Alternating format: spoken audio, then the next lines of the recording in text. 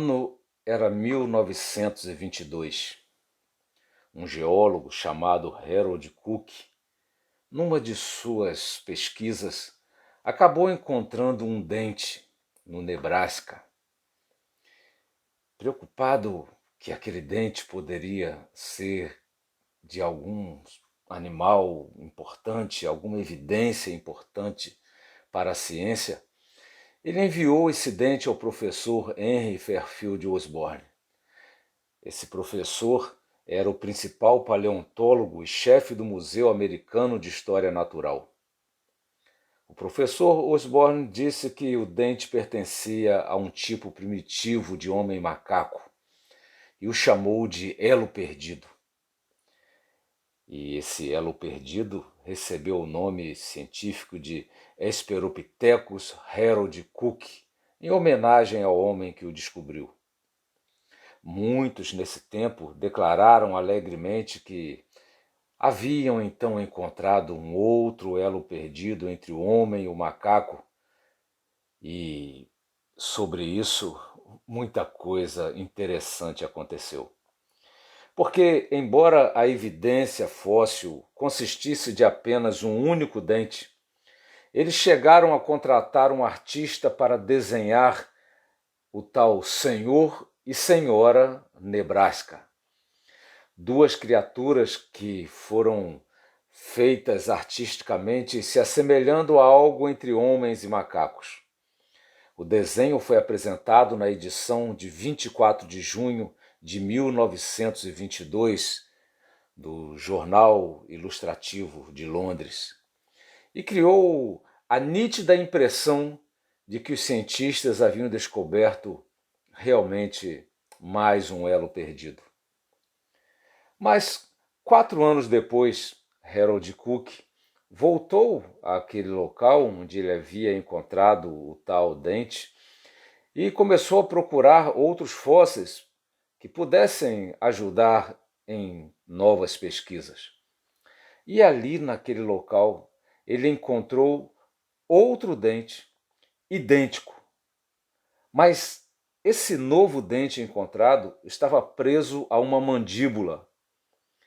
E ao essa mandíbula ser analisada, se descobriu que era de um porco selvagem.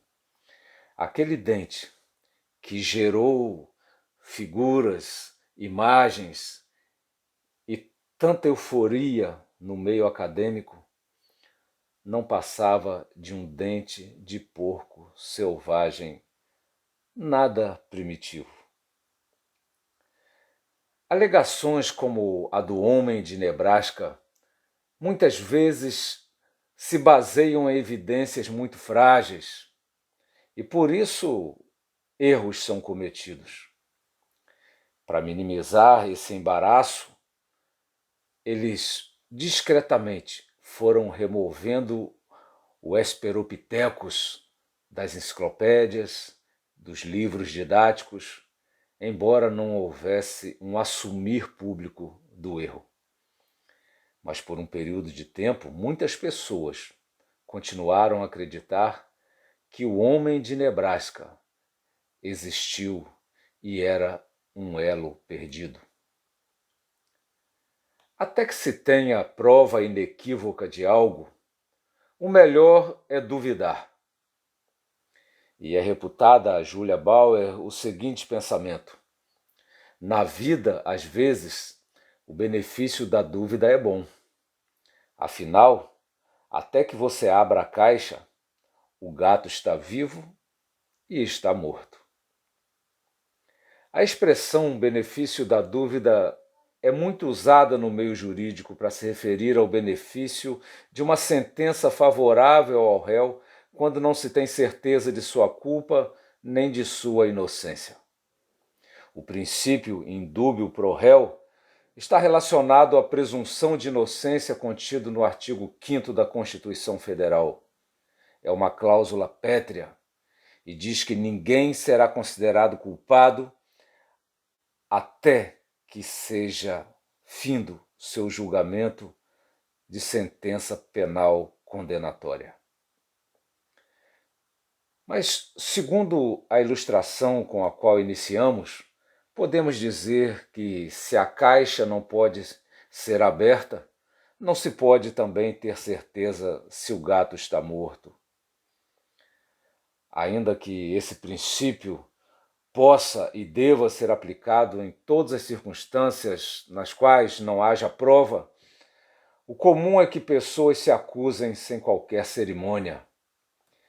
Infelizmente, isto realmente é comum.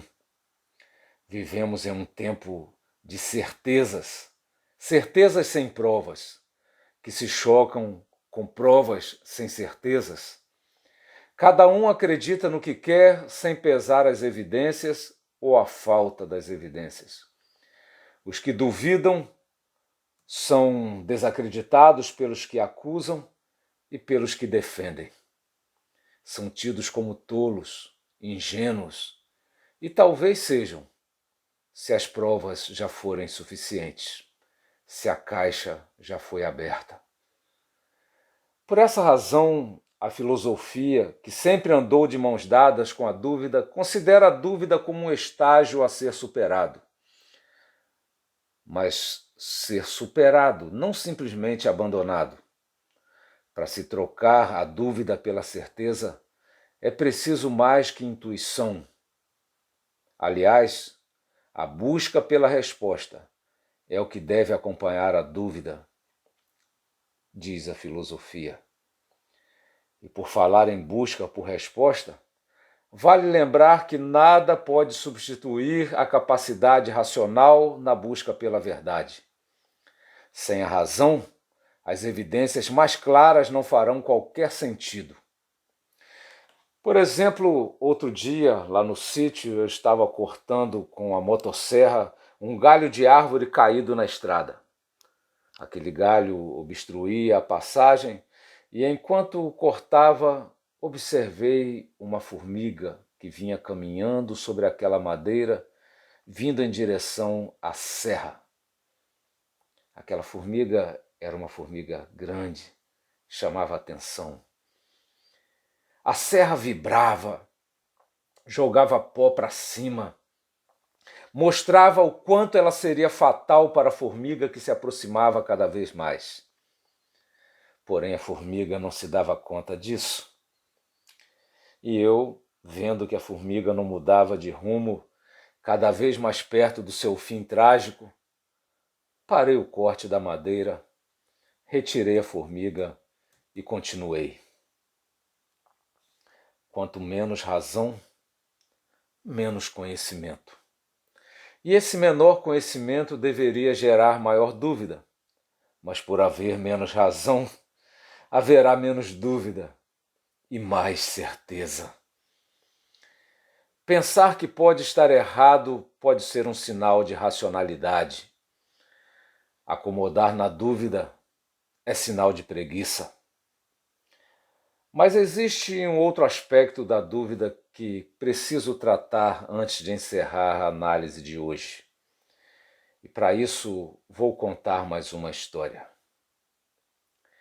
Tentando demonstrar que certo sábio, que tinha grande reputação naquele reino, que esse sábio não era tão sábio quanto pensavam, um jovem lhe fez o seguinte desafio. Com as mãos atrás das costas, de modo que o sábio não pudesse vê-las, disse que segurava um pequeno passarinho. Mas queria que o tal sábio adivinhasse se o passarinho estava vivo ou morto.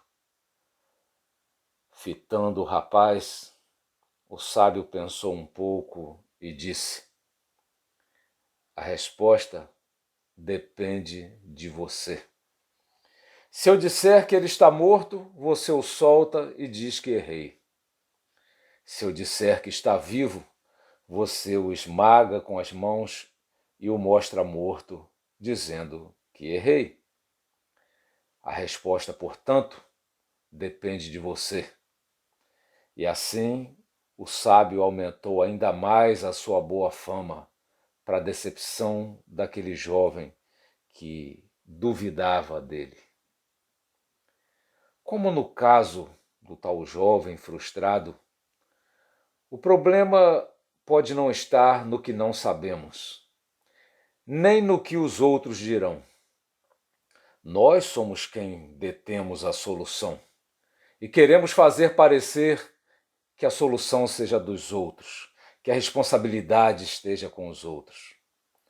Dúvidas que temos sobre nosso futuro individual ou coletivo, por exemplo, dependem de nossas decisões. E não é raro que, para que o outro perca, nós sacrifiquemos inocentes, como os passarinhos, nas mãos desses falsos sábios. Vimos então que há a dúvida sincera que busca sinceramente respostas, e esta dúvida sincera que busca sinceramente respostas é louvada pela sabedoria. Mas há também aquele tipo de dúvida covarde, dos que sentem ciúmes da sabedoria dos sábios, e esta não passa de tolice louvada apenas por outros tolos.